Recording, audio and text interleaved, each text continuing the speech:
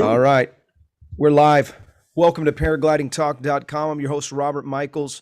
So glad that you're here. Glad you could make it tonight. We have a great show lined up. I do have just some fresh off the newsreel. Kyle O'Glee is sick, and his voice is completely gone. So he is not going to be on the show. It sounded like he was going to try to do it, and I'm like, bro, you're going to hurt the people's ears. You need to go home and go to bed, and or stop by the pharmacy first and then go to bed. So Kylo is not going to be with us tonight. Sorry, guys. But we're still going to have a show tonight, and we're still going to have a good time. We're going to talk about all things paragliding. There's a couple things that we're going to discuss tonight involving some safety stuff that we can learn some lessons from some people that learn the lesson the hard way, and we're going to have a great time. So tonight, the show's, by the way, brought to you by PBG Smoke. Go check out their website, pbgsmoke.com's the website. Also, paramotorprops.com. The guys over at One Up Paragliding run that Paramotor Props website. Amazing place. Go check out their website if you need to get a prop. Also, the show's brought to you by American Allied Drains and Plumbing. If you're in the San Diego area, you can reach out to American Allied Drains and Plumbing at 844-777-9055. And if you mention Paragliding Talk, they'll give you a 10% discount off of the services, which could be a lot. If you have to get like a reline or something, it could be astronomical. So make sure you mention that. So glad that you're here tonight. I do want to say special thanks to Sean, who is holding down the fort tonight. It's just you and me, Sean. All right. This show is the very most last minute show that I've ever had tonight. I almost didn't have the show. Yeah, and we've had some pretty last minute ones. Yep. You know? And I'm not counting the ones that we screwed up where I was having technical difficulties and we started a half an hour late. But this one is a late one for sure. Still going to be good though, Robert. We always have good content. We always come up with good content, and it's always something that people can learn from. That's right. So we're going to do something first. I want to fire this off. Sorry, I just had to blow my nose there. But I want to just discuss some recent issues. We have a flying site here that is considered, I guess it's considered beach, and a friend of ours who I recently met on we were on a flight. We came into land. This guy, came up to say hi and saw us flying. I think he may have saw where we launched from or whatever, and he stopped by to say what's up. And he told us, he was like, "Yeah, I'm a pilot too. I have some gear coming on the way." He bought some electric gear, and really cool guy. His name's Chuck. And he ended up having a pretty bad accident. I know that he broke his neck. I'm not going to put the video on the main screen because it's kind of it's hard to see. But I want you to. I'm just going to hold my phone basically up to the screen here so you can get an idea of what happened. Let's see. Only the finest for our watchers and listeners. I mean, it doesn't become more authentic than holding the phone up for everybody to see your phone. Well, if I play it off of the news website, they'll copyright my video and take it down. But this is. Oh yeah, you don't want that. We don't need dinged. It's not a very good video, but okay, you can see it's electric paramotor, and he takes off, and immediately for some reason the wing just really yanks him hard to the right. Okay, so we'll rewind it one more time, and hopefully you can kind of get an idea. It's very blurry, and let's see here. So he's kiting. You can see there's it seems like it is pulling to the right automatically. And as soon as he puts some throttle to it, it's just a really bad situation. Okay, so a couple things that we can do here, or what we can learn from here. One is that and this is a conversation I had with Jeff Hammond. We think that it's possible that he had a riser wrap on the right side. And so this a riser wrap on your swing arms. Okay, no, let me back up. He has a motor that it's an electric motor, and I'm not sure exactly which one it is. So I can't speak of the frame or anything like that. I don't have any of the details on there. I apologize ahead of time. This accident is pretty fresh. But so yeah, this this situation looks like he had a wrap on the right side where you have your swing arm out, and instead of your riser being hooked on and just hanging off the top of that, it's wrapped around the bottom. And so it's something that you could very easily do in a reverse kiting situation. So you pull your wing up and it's wrapped around, and then you turn around, you don't realize that it's wrapped around. It may feel like it's okay. If you're a very new pilot, you wouldn't notice that very much difference at all. The difference between your braking could only be just a slight pull difference. We're talking a wrap normal, and this is the wrap. So you may not be able to tell that difference, but if you've been kiting for a long time, you would feel the difference and go, whoa, wait a second, something's not right.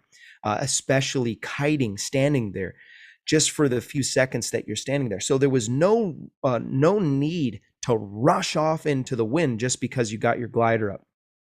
And I want to mention this because this is a very critical mistake that many pilots make in both paramotoring and free flight.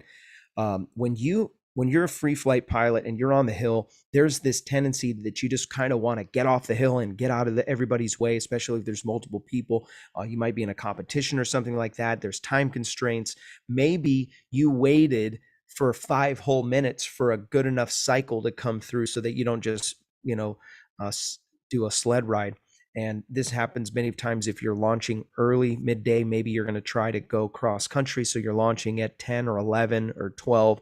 And so obviously keep this in mind. It's very dangerous to be launching that early, but there is no reason to rush your way off the hill.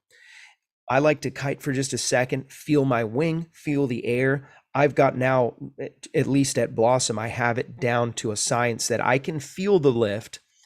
I can feel the buoyancy of the air just by standing there for a few seconds. My feet might even come off the ground on certain days. And there's other days where I pull my glider up and it doesn't feel like anything. And I'm like, oh, you know what? This is probably going to be a sled ride. All of these little things you can learn by kiting, obviously, knowing exactly where your hands are.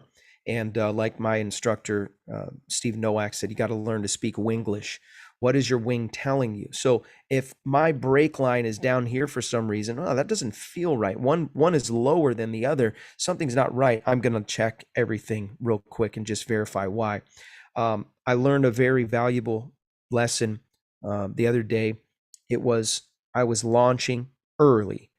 And when I say early, I was launching at like 3 o'clock. So this was pre-glass off. And I didn't realize that it's a little line that has a hook on it that you reach across your knees and you latch, and it brings the pod harness closed over your legs. And you wouldn't think that would be a big deal. Just like, oh, well, you didn't latch your little deal. Big deal, and it's happened maybe 5 or 6 times since I've been in a pod harness. And the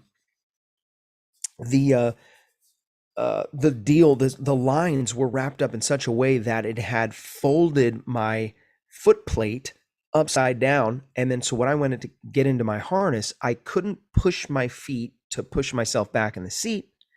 It's midday, so the air is very volatile, and my very purpose in as soon as I launch is to get up and get far away from the hill so that I'm not taking a collapse low and having to sort something out really low and not having time to even throw a reserve. So I get in my harness and I can't put my feet in. And so what I have to do is I have to shimmy back in the most volatile place and the most volatile time of that day, and really put myself in a position. So because of one small little seemingly insignificant deal, basically my feet were balled up like this, so I couldn't push my feet. If I would have pushed my feet, it would have just probably broke some of the stuff that's in the base. And to shimmy back required me to take my hands off the brakes and shove myself back. That was not a good time to be taking my hands off the brakes. I did it. I was successful. I got away with it. I top landed right away. I fixed my stuff, and then I went and launched. But I learned a very, very valuable lesson on that flight.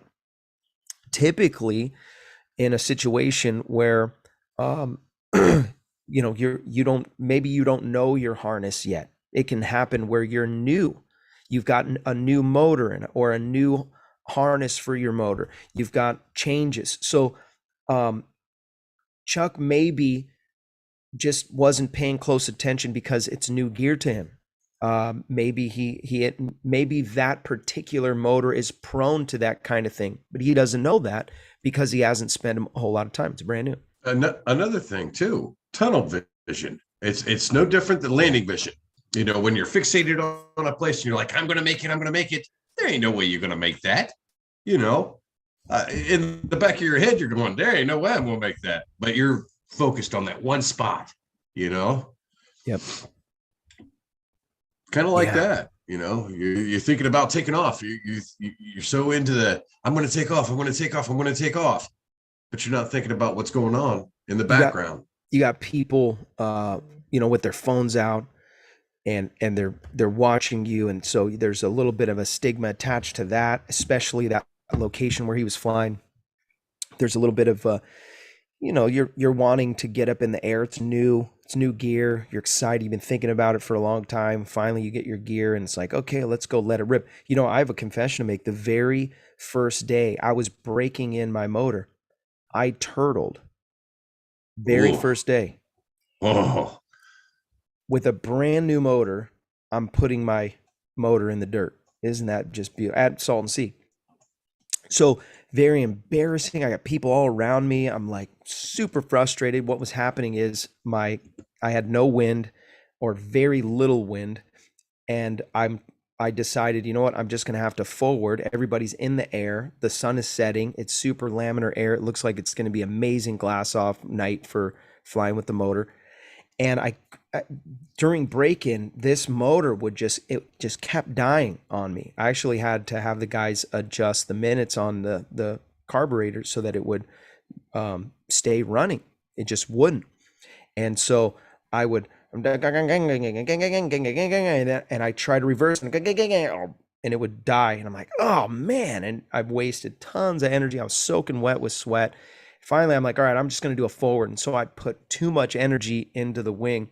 And also to boot, it was a wing that I wasn't familiar with. I take off running, and the wing comes up. And right when it comes up, I mean, it's really powered up, and it just yanks my feet off the ground, and boop, and I just land on the ground. Luckily, I hit the kill switch right away, and the rest is history. But no need to like push yourself into a crazy position. No need to rush off the hill. If it doesn't feel right, sit still for a second. I'll tell you another situation. Guys were doing a tandem. This was at a fly-in here in Southern California. I was next up, so these guys are in front of me. They're all stoked because it's a tandem, and there's a different level of respect you have for tandem pilots. Okay, free flight tandem pilots off the mountain. It's one thing to be at Torrey. It's a whole nother ball game when you're flying in the mountains with a passenger. And so they take off, and these are two very skilled pilots.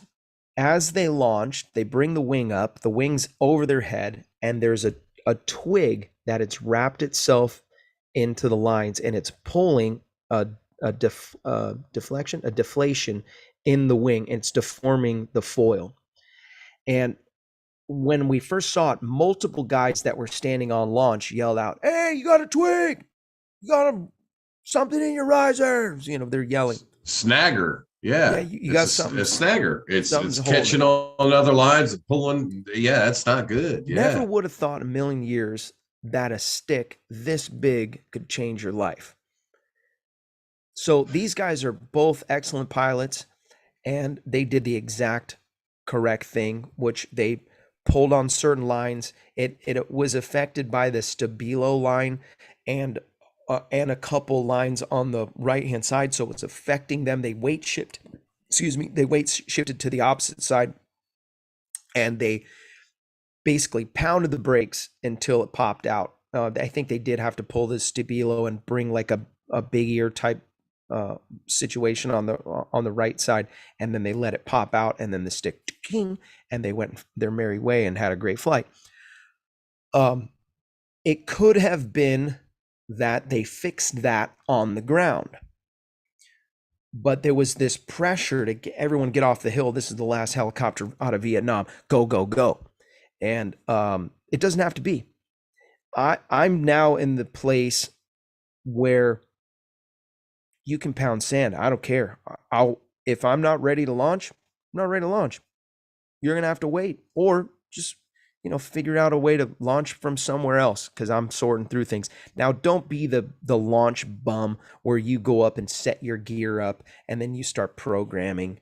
I've got to set my waypoints. Got to turn my variometer on. Better take a selfie and put that on Instagram. Launching, hashtag launching.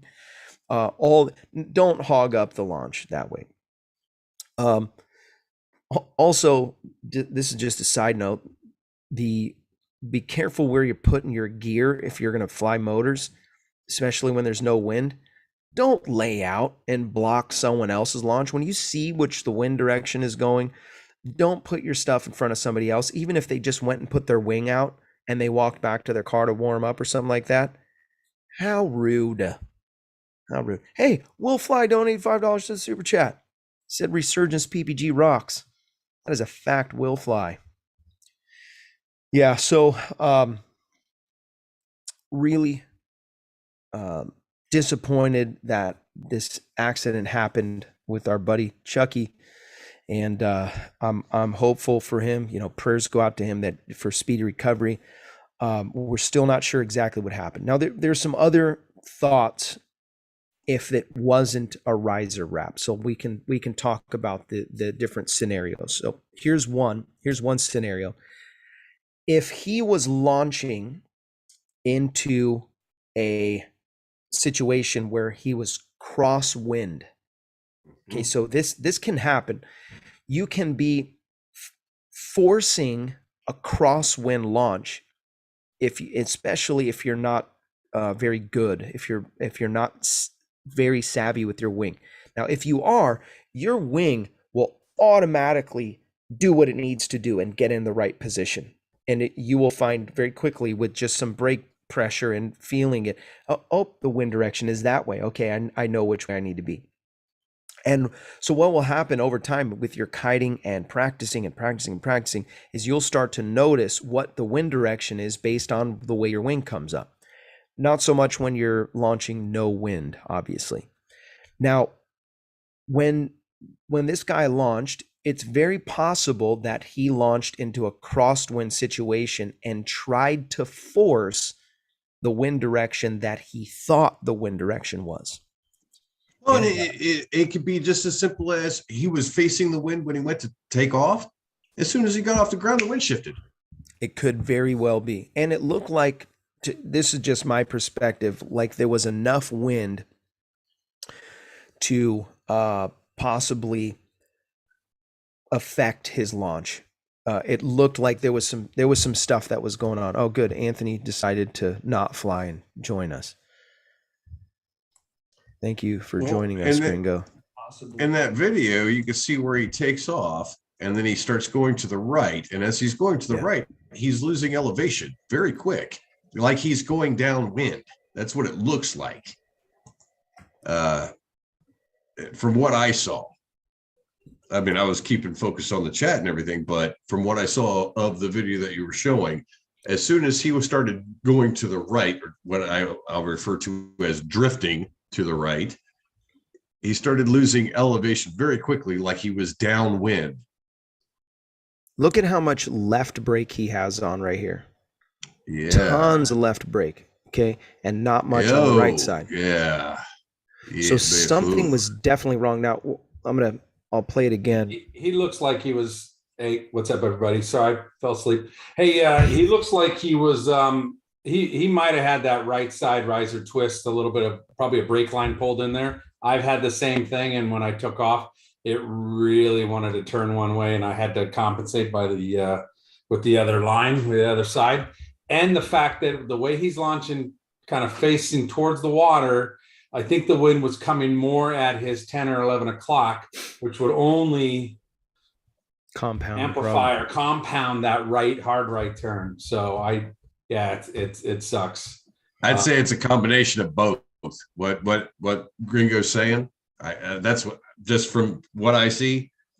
Yeah, I'd say that's a combination of both of those, and that's all it would take too. And listen, it's just like what you're saying, Robert. You know, in the motorcycle industry, they have a saying: "Don't be in a hurry, ever." Because when you're in a hurry, you're complacent. You know, if you're working on a motor and you're working on it, you're trying to hurry up and get done. Guess what? You forget bolts. You forget washers. Gosh. Glenn Mann said in the chat, he said, 2 years ago, I was in a rush, collapsed as I went off the cliff, fell 5 meters, hit a rock, inflated again, plucked me away from the rocks. Very close, a very close call. Don't rush anymore. So now what we're learning on this episode is incredibly valuable. And it's, this is serious business. You don't have to learn it the hard way. Glenn, unfortunately, had to learn it the hard way. I've had to learn it the hard way. Don't go too deep on your brakes when you're up high. When you're 20 feet in the air, you have no business flapping like you're Kriegel Maurer in the X Alps on the side of a cliff. It's not the same. You're not Kriegel Maurer. And there's a good chance that you're going to take a full collapse and land on your back like I did. I walked away from it. I was very fortunate. I learned my lesson. You don't have to learn the lessons like that. Be patient, pay attention, ask a lot of questions. Will Fly asked, what's Chuck's condition? So Chuck did break his neck, and I believe that he's got some other shoulder issues. I haven't heard anything else. I don't know if Gringo has more information. You heard anything else?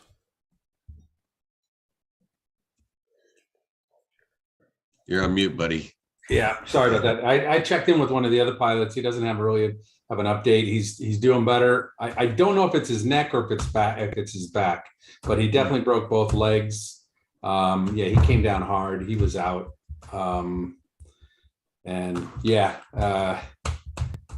Anyway, I might go see him. He broke both legs. Yeah. Jeez. Yeah. So,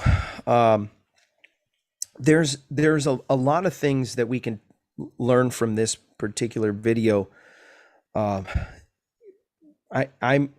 taking away, obviously the main thing is don't rush, but then there's also some other aspects of this thing. Don't force a launch.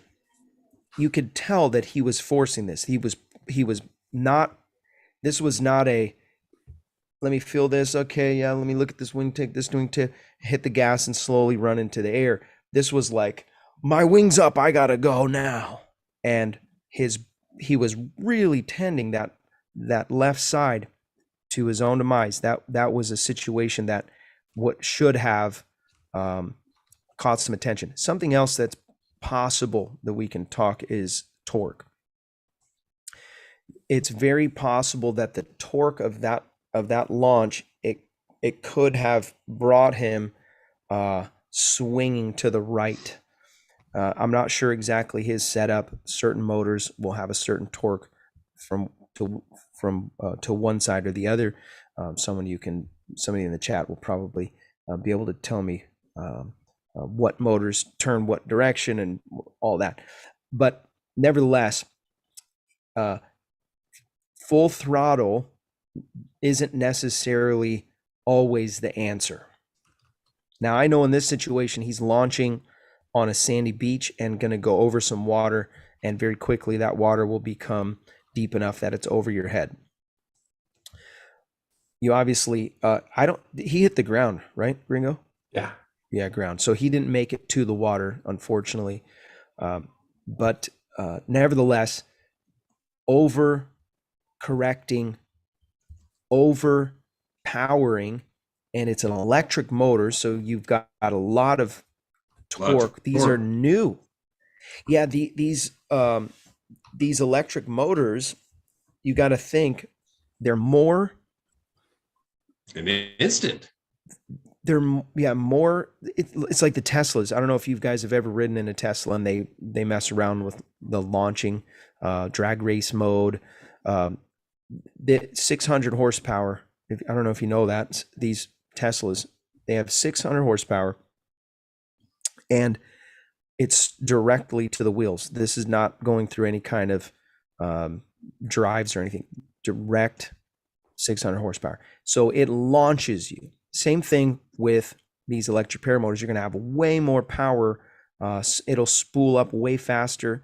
It's going to just blast you into the air more than likely. I'm speaking just based on generalities. I don't know. I have not flown an electric paramotor, but so something to keep in mind. So 2 years ago, we lost another San Diego guy, and he was flying the Tornado.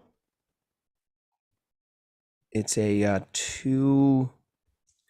I'm sorry, I don't remember the Are motor. you talking about the one at Flying Circus? Yes. Yeah. And he hit the side of the car. Yeah, torque. Yeah. And so lack of torque compensation or he went into a torque twist. I actually saw that. Yeah. Yeah. And that's a very unfortunate thing. Yes, it was. And it really, I feel for the guy, because I saw it and I was like, oh, let off. And no, he didn't. And that's where it'll get you, So it is 280. Gosh. Yeah. So yeah. I'm flying a Moster 185. So that's the, I can't remember the name of it. It's like the Tornado something. I don't even know who makes it, but it's got a lot of power. Yeah, Air Conception Tornado, the 280. Yeah. That's it. So that amount of power, you're destined to find some added flavors to your launch, because you've got there's some serious physics going on in a backpack motor. You have to just think of it like you are the airplane, you are the fuselage, you are the piece of the puzzle of that flying contraption. And so he made a grave mistake in holding on to the power, thinking that power was going to fix his situation. You think, and that's a common thing too. Yeah, I'm just going to give it some gas. I'm going to get up high so I can fix this. That's not always the answer. Yeah. It's interesting. There's a question, geriatric PPG. What about getting those batteries wet? Is that an issue? That's a good point. Obviously, we're going to see this guy's flying near the water, unrelated to obviously safety, maybe not. Generally, they're pretty sealed. Like the end connection points have rubber, like a dual or sometimes triple rubber seal, O-ring seal, where the parts fit in and it's solid, pretty much waterproof for the most part. I mean, yeah, you could submerge it or something, it'd be okay. I wouldn't suggest you leave it in the water, but you probably could, and it would be okay. They do testing for that kind of thing before they sell a product, generally. And it is a relatively new thing too. The electric paramotors are all a new thing. It's, this is something that's came up within the last 10 years. I think I heard that the battery pack might have contributed to his broken back. Oh, no kidding. Because he landed on that. He landed into it. Or it landed on him. So he hits the ground and it hits him in the back. Right. Those batteries can be pretty heavy too, Yeah, that whole setup, probably 50 pounds, 55, 60 pounds. Yeah. There's not much of a difference when it comes to your motor. Same situation. Yeah, it's like getting hit in the back with a 50-pound ball bat. Like, ow, Somebody, PPG Explorer asked, where can we see the video ourselves? YouTube, Instagram. I know it was on, look for San Diego local news. I think it was KUSI News. You could probably Google it and find it there. Yeah. So. Yeah, I didn't want to play the commercial or the news report, because I know that KSI will complain that I stole their content. Yeah. And I'll get a copyright strike. Well, maybe perhaps if you do it right and you advertise for them, you're like, KC18 on news. There is a way to do it, and I believe it has to do with something like if you're critiquing something, like if you're talking about a music video. You ever notice how they'll play like 5 or 6 seconds of a song and then they'll stop and they'll be like, "Oh my gosh, did you hear that bass riff? Oh, it's amazing. Okay, let's play some more." Yeah, there's a way to do it, but I just don't know what the rules are. Yeah. Just a bunch of people in the chat tonight. Man, you guys are really in here. Welcome. Redman Riding, Mike S. What's up? Paramotor Theory. Hello there. We got some new people. Flyfat.ch. Happy landings from Switzerland. Sweet. Hot Buttered Steve's in the chat. How many do you think it is in Switzerland? We got 69 people, 70 people watching. What time is it in Switzerland? I just asked you that. It's 2:33 in the morning. Nice. He's just. And is that Friday? That's it's tomorrow. Yeah, right? Friday. So he's out and about, getting home. Hot Buttered Steve's in there. Anthony Vella is in the chat. Welcome. Also, Will Fly. Yeah, haven't had Vella on in a long time. You got to get him on the show. He's got some new things going. I think some clearing some runways, maybe. Dustin T. Myrie said Robert Michaels watches bass riff videos. You guys don't know, but I was a part of a band back in the day. Robert was living on the edge. I was not the good kid. Oh, yeah, but having a successful band, it's like winning the lottery. It's a good chance it's not going to happen. Clark's video. Wisconsin in the house. What's up, Mike S? That fella is committed. Paramotor Theory, dude is committed. Are they talking about me? Make sure your paramotor has a backplate. Good call, Matt Cowan. Ripman said, "How was it, Dave?"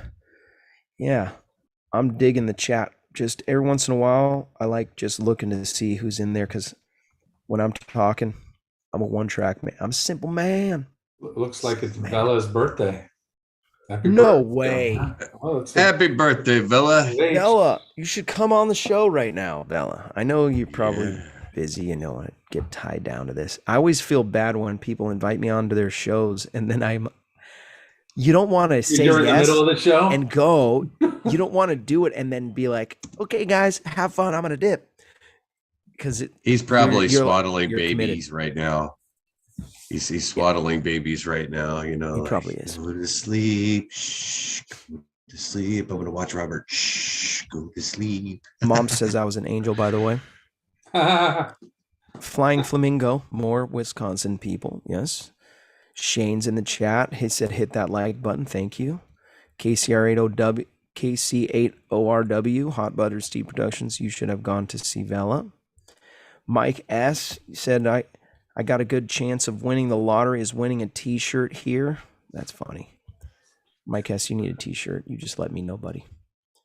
Say my name. Robert Michaels, PPG Explorer. Oh, yeah. Michael Martin, PPG Talk chilling. Yeah, I know, guys. So it was supposed to be Kyle O tonight. He calls me like, I don't know, 10 minutes into the show. And he goes, "Hey, Rob, oh, God. my voice is shot, man. I can't. I'm gonna go home and go to bed. This is kind of scary.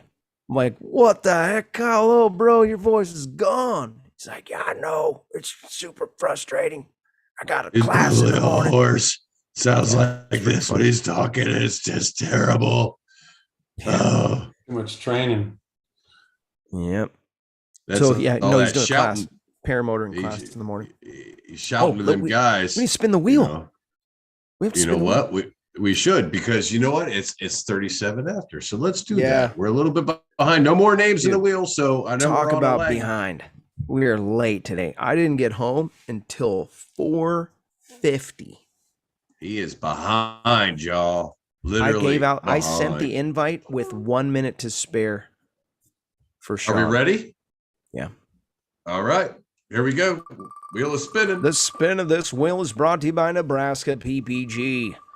Josh Bowden runs a school in Nebraska. If you're interested in getting some top-notch training, sign up with Josh and his team today. There's a link in the description. Also, this spin is brought to you by Calamity Kite Clinic. Reach out to Sean if you want to learn how to kite better. He'll get you all sorted out. Also, the show is brought to you by iFly Indiana Powered Paragliding. If you're interested in flying paramotors, no better place to get proper training than iFlyIndiana.com. Kevin and his team will get your feet off the ground. That's iFlyIndiana.com. Mm-hmm. Who's in the middle of that picture there, Sean? Is that you? No, but it could be. I Just a mean, random pick? it is my wing. Looks I mean, like a free flight guy.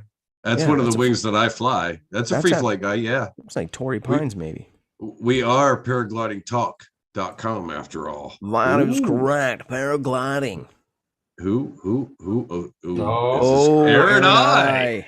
Congratulations, Aaron I. Aaron I and Aaron you. Awesome job, man. Congratulations, Aaron I. Winner. And, you know, considering what we've been talking about here with the incident and everything like that and the other incidents that have happened, that is where it's really important to be doing ground handling, to be kiting a wing, to understand what that wing is telling you. It is different with the motor on.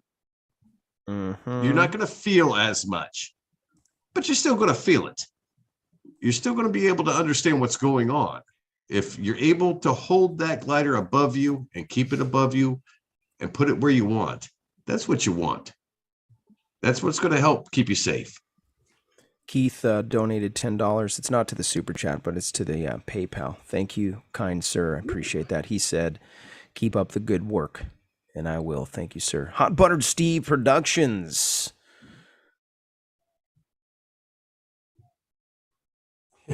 Okay. You gotta read it before you got to pre-read. You gotta pre-read. You gotta He pre-read. said, Robert, when the day comes when I die from choking on a gummy bear, I hope people just say I died by the hands of a bear and leave it at that. Dude, speaking of one of our flying friends up in Crestline, Tyler, he had a big old brown bear in his backyard. Wow. Yeah. I didn't even know there was bears up there. But you know what? Now that I think about it, I stayed at Arrowhead, which is pretty close to there. And they had signs by the trash cans that said, beware of bears. And one of the nights I was taking out the trash. That was last year. And I saw the sign. And I'm like, what? Bears? Oh, my gosh. You know, next door literally called Big Bear, right? That's true. I didn't think of that. Robert scratching his head going, man, I shouldn't have thrown those hot dogs out like I did. Those separate sections, you know? Yep. Yeah, no, I didn't throw any hot dogs away. We ate all of those. Actually, we went out to eat. There was no food in there. Who am I tricking? Yeah, thanks for the $20 contribution to the super chat, Hot Buttered Steve Productions. I know it doesn't say Hot Buttered Steve Productions. It just says Hot Buttered Productions, but it's fine. Yeah, so fresh off the newsreel, there is another guy that was doing big wing overs close to the water at another beach situation. A bunch of people watching, hooting and hollering, and he ended up hitting the deck and breaking himself. I don't have that video footage here, but I'm sure you guys have seen it already. It's the one where you can kind of see he's in front of the palm trees, and looks like it's in Florida, and he just pounds in. Hot Some dogging a little bit. hot dog, and from what I understand, and I don't know the guy's name. I'm not going to try to bust anybody out. If you know who he is, then you know whatever. But um, know your limits and don't. There's a fine line between pushing your limits and growing.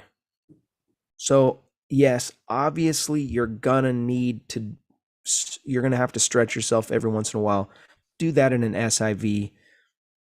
Do it up high. Get some altitude. If you ever notice, like Woody Gamertag used to go up every once in a while, and he'd get like 4 or 5 grand in the air, and then he would turn his motor off, and then he would practice some wing overs and try to helicopter or whatever. And so at least he has some altitude. And the guy, you know what? He made some pretty big mistakes. One time he threw one reserve, didn't come out or got tangled up in the lines, had to throw both reserves. I just saw it come across his feed, and I see the picture of all 3 of his wings laying on the ground, or his wing and his 2 reserves. Geriatric PPG, he donated $20 to the super chat. Goal, goal, goal, goal. Thank you for that contribution. And it's very kind of you. Yeah, so yep, Mad Sloper, altitude is your friend. That is a fact. Keith Smith said he saw that crash up close. Yeah. Yeah, shoot. Yeah, so I did hear from some sources that that wasn't this guy's first time. He's not a new pilot, and he's not new to hot dog and being aggressive low to the ground. You don't want to be doing crazy stuff. Now, let me just say this. Why do you think that people do things close to the ground? Well, one, because there's this false sense of security being close to the ground. Oh, if something goes wrong, not that big of a deal. Now, I want to tell you that the average height when you're close to the ground like that, you may think, I'm only 10 feet off the ground. So let's put this into perspective. Let's just pretend you're on your roof of your house and you're walking backwards to the edge. Think about how scared you would be the closer you got to the edge, right? When we're flying, we should always be kind of thinking like that, because I'm not going to walk backwards off my roof and not feel it if I fall off. That would absolutely be horrendous. And if you're bigger or smaller, obviously if you got cat-like reflex, you might be able to fix it. If you're big, you might not be able to, and the bigger you are, the harder you fall. But also, think about this. Now strap a paramotor to your back. And fall off the roof. How's that going to go? Probably not good. And if you're like me, you don't even care if you get hurt. You just don't want to damage your expensive gear. Well, and that kind of leads you into a question too. Am I taking this flight to enjoy a flight, or am I taking this flight for my ego? Because it's an ego thing. It's no different than Facebook, Instagram, Twitter, all that stuff. It's seeking that instant gratification. Yep. And standing that'll on the bite side. People standing out with their phones does not give you the green light to act stupid. But it works every time. Satan just stands there and laughs. Watch fail army. Yeah. Yeah, I stopped watching. Well, I never signed up to watch those because I feel like it's bad juju. Yeah. I don't watch those horrendous crash that killed paramotor pilot. Horrible crashes in paragliding. I mean, I'm sure there's some things you can learn from them, but man. Oh, did you see the video of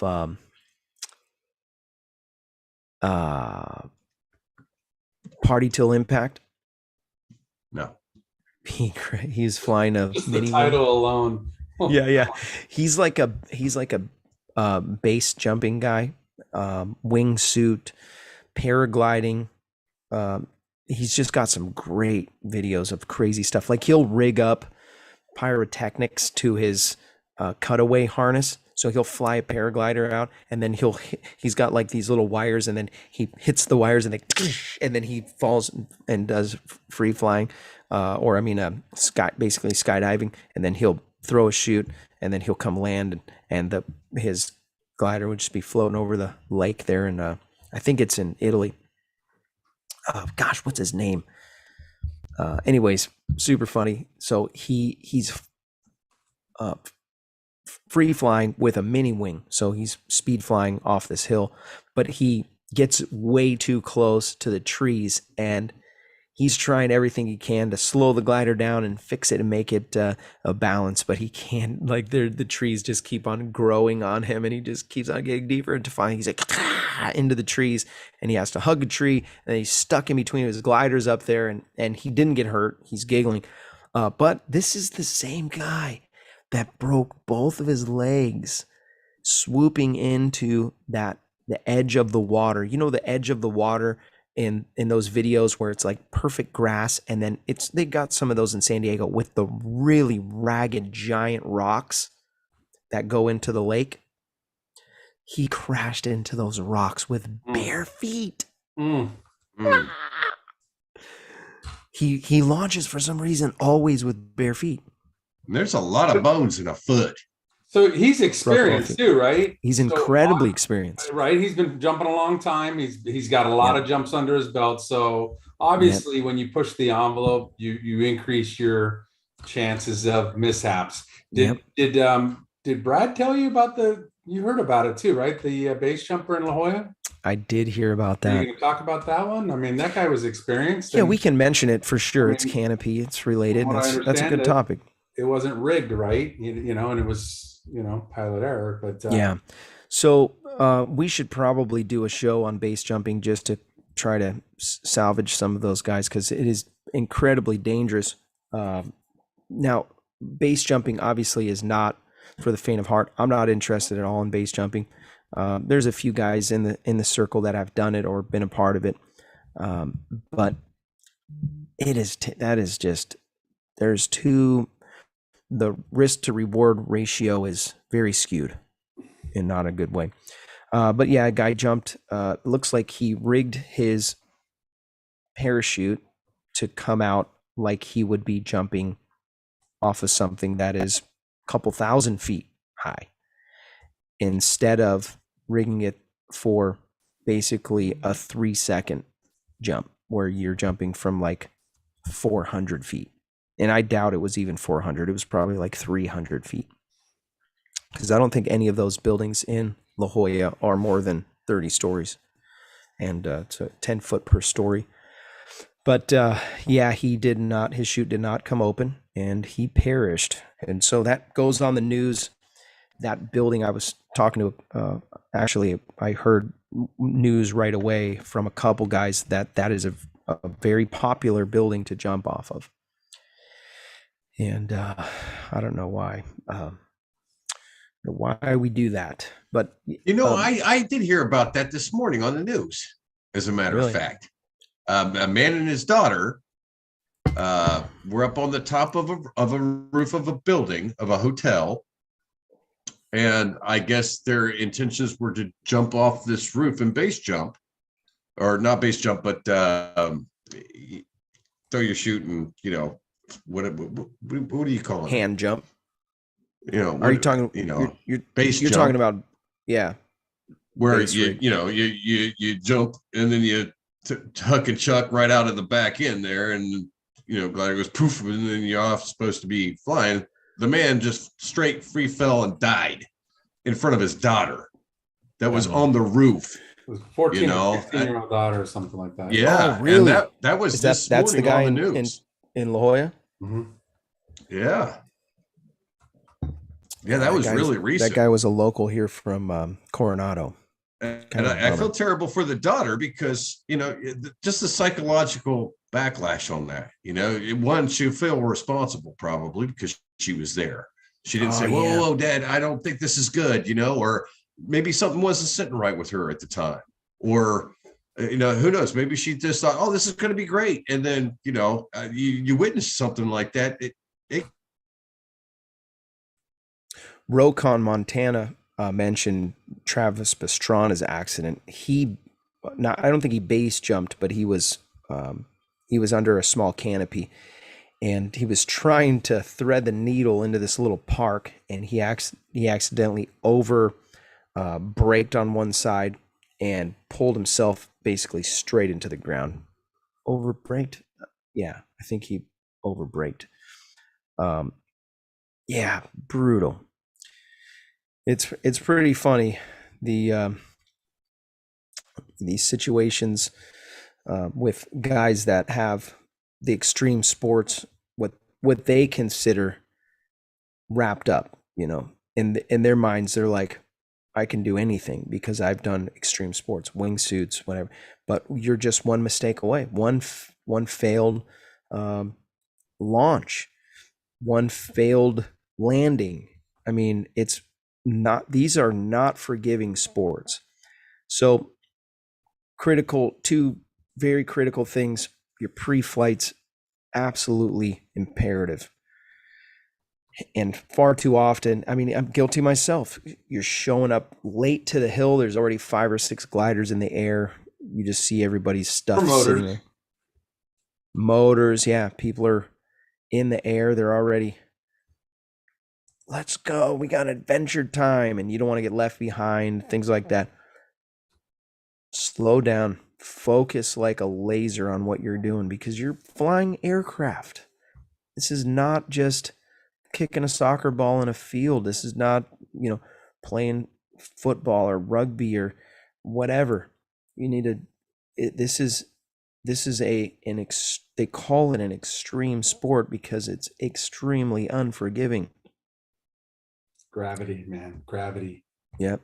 It's your friend or it's your enemy. Hot Buttered Steve said that he was born in a fortune cookie. I believe that. Will Fly said the most important flight of your life is your next one. Yep. Kevin Can Fly said, I've learned I can crash anything I touch. Human train wreck. Seabass, base jumping is like crack for adrenaline junkies. Yeah, I was having this conversation with somebody the other day. Flying is a drug. Hot Butter Steve brought up, I'm always the last one up pre-flighting and double checking. I'm slow. And listen, man, as somebody that's new to flying, be okay with that, man. Don't worry. Don't feel rushed, because I fly with a group that people have been flying for 6 months, 1 year. People have been flying for 20 years, 30 years. So I definitely, when I was new at it, I kind of felt a little pressure. I like to go last, and it gives me a little more time, but you learn a lot more too when you watch other people take off and stuff. But there's no doubt you're going to feel some pressure. Just slow down, slow your roll, and do your pre-flight checks. Don't let anybody talk to you. Do your thing. Don't feel bad about telling them, excuse me, I'm in pre-flight right now. And they'll understand. So think of it like this: like if you're at the airport and you're in your airplane and you have people all walking around you, hey, what's that? What's this motor? What's that? There's a reason why you're not allowed to go onto the runway. Cockpit. Yeah. Yeah. Because when you're doing your pre-flight, you're walking around your airplane. How much does that cost? How much does it cost to get training? How much does that cost? Those lines, what about that motor? How much is that? And you would go nuts. But yet it's totally acceptable with paramotoring and free flying. Yeah, people are standing right next to you. It's like, hey, you're going to want to stand back. Clear prop, because I'll mow you down. Like, move along, people. Well, we have to. That's at some point you have to put your foot down and say, hey, chill. Who was it that said that they would tell people, like, get away from me or whatever? He would, I'm doing my pre-flight. So You're going to have to step away. It was somebody, and I think they even posted. I can't remember who that was. I don't know, but I like Aaron I's comment. I'm always waiting on Steve. TikTok. So anybody that flies with new guys, just add a little extra fuel in your tank and take off, and you circle around a little bit longer, waiting for them. So sometimes we fly with a large group, and one thing is, we always go like a specific route or something, and I would kind of learn that if you're flying with more than 5 people, like 6 people or 8 people or 10 people, break it into 2 groups or something. You know what I mean? Because otherwise you're going to buzz around. People want to go. So break off. Half the group can go. The other half will catch up or something like that. It seems to work better. You know, obviously not everybody can fit on the LZ at the same time. Out here on the West Coast, seems like East Coast, you got miles and miles of farmland and grass and wide open, but you know. Seabass said, I love that episode you opened up about your past, Robert. Thanks for sharing that. No problemo, Seabass. Also, Randy Clark, he was questioning last. Randy Clark is not last. Randy Clark quite a while. He's with our Ugly Raptors. That guy, you got to watch him, especially landing, takeoff and landing. But he's flawless on landing. I don't know how he does it. He's got a little sore back lately, but he's Bill H. He said, "My name is Bill H. and I haven't flown in a week." Welcome. Glad you're here. Thanks for sharing, Bill. Clark's video asked this question: why do some wings have 3 risers and others have 4? And is 4 risers safer than 3 risers? Great question. I can't answer without knowing a little bit more about the wing and the brand, but I'm gonna just typically an A glider or a very beginner safe glider is gonna have 4 risers. And a 3 riser setup is typically a more advanced glider. My glider is a 3 riser glider, kind of. It's a C wing, and it's a beast. I fly an Alpina 4. So the answer isn't just cut and dry, because I know that there are 3 liners that are safer than some 4 liners, but it all is going to depend on the name of the brand, the year of the make, and the if you're sized properly on the glider. So there's a lot of different aspects. So for the record, if you're watching this and you're like, you know what, I'm gonna go on eBay and I'm gonna buy myself a wing, just gear down, big shifter. I made that mistake. Don't do it. You might get away with it. And it can be as simple as noisy, you know. The risers, the more lines you have, the more noisy it gets. The more likely you are to pull the wrong thing or to grab the wrong thing at the wrong time. Oh my gosh. Johnny Favor gets the comment of the month. He said, Robert Michaels, I started going to church again because of that video. The Palomar one. What's the Palomar? Well played. Oh, the Palomar one. Welcome to Palomar, the Cascade video. Well played. Gosh, there's some cold people. Cold-blooded Favor. That was good. Sandra in the sky. Kevin can fly. Kevin cheers. Bill Owen. My name's Bill O, and I haven't flown since Christmas. Gotta love this Missouri weather. Oh my gosh, Bill, get out of there. Sounds like flyaholics, man. Yeah, that's what the show is. It's been 6 days since my last flight. I'm jonesing, man. Help me out here. Jonesing, man. I'm gonna sit it in the air. Yeah. I'm getting nosebleeds just jumping off the top of my stairs. Travis DuPont. Travis DuPont said, Spudster, was he losing his voice today or is he faking? He trained me several years ago. Yeah, he's probably faking. I don't blame him. It's all right. We're just a bunch of kooks on the show. Paraglidingtalk.com. Kookerific. Spudster said he was losing his voice mostly for yelling at us to quit pulling so much brake. Yeah. Paint Bing said, Jesus, take the brake toggles. Amen. Look at the time, homie. Yeah, I know. This show just literally flashed. We just made it happen. You see, that's magic. That's how just you do that. Straight up internet magic. And what was it? Great turnout. 76, was it? About the half hour mark. Yeah, it got up to 73. Oh, it's at 73 right now. That's concurrent viewers. Yeah, But we I were do at have 75 I got to in the mention two wheel. sponsors real quick. Actually three. Lone Star Paramotor, Lone Star State of Texas. The website is lonestarparamotor.com. Reach out to Ron Turan. He's an awesome guy. He will get you all set up. And even if you don't get training with him, you can call him and he'll point you in the right direction. Also, Torrey Pines Gliderport sponsors the show. They are awesome and really appreciate their sponsorship.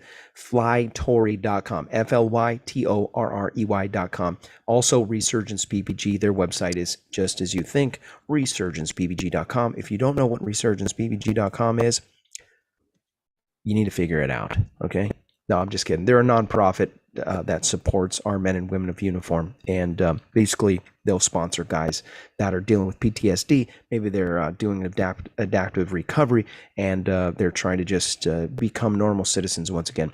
So, I know it's the end of the show. That's sad. But Resurgence PPG is awesome and it's worth it. And again, they're a 501c3. So when you donate to them, you will get a tax deductible donation credit or whatever they do. So it happens all the time. And you have just a few more days. April 14th is right around the corner. So if you got to spend some of that Skrilla before you do your taxes so that you don't just give it all to Joe. Who else is in here? I just saw a comment that I wanted to mention. Yeah. So Sandra in the Sky said Kylo clickbait. And of course, Nebraska, Josh Bowden, Paramotor. I came all the way here to see Kylo and he's not here. What the heck? Yeah. He's struggling not to post any foul language in here too. So I'm sure. I know. Just keep a close eye on him. Yeah. Such a potty mouth.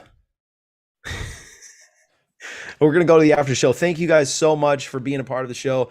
I know we didn't have Kylo on here. I'm sorry. But there's still some things you can learn. We still had a great show. So I really appreciate it. Sean, thank you for being the sole moderator for the first 20 minutes while Anthony Peregringo slept in. Hey, thanks for having me. Yeah. And I think that's Gringo, what did it. I think that's what woke Gringo up was he's like, I sense a disturbance in the force. I could hear it in the other room.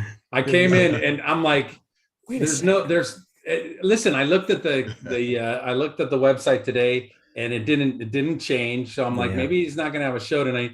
And I didn't get an invite. I don't know. I looked like a quarter till, 10 till or something. So I said, I went to the other room. I went to go eat something and then lay down on the couch and fell asleep. And then I could hear you guys rambling off in the background. So, yeah.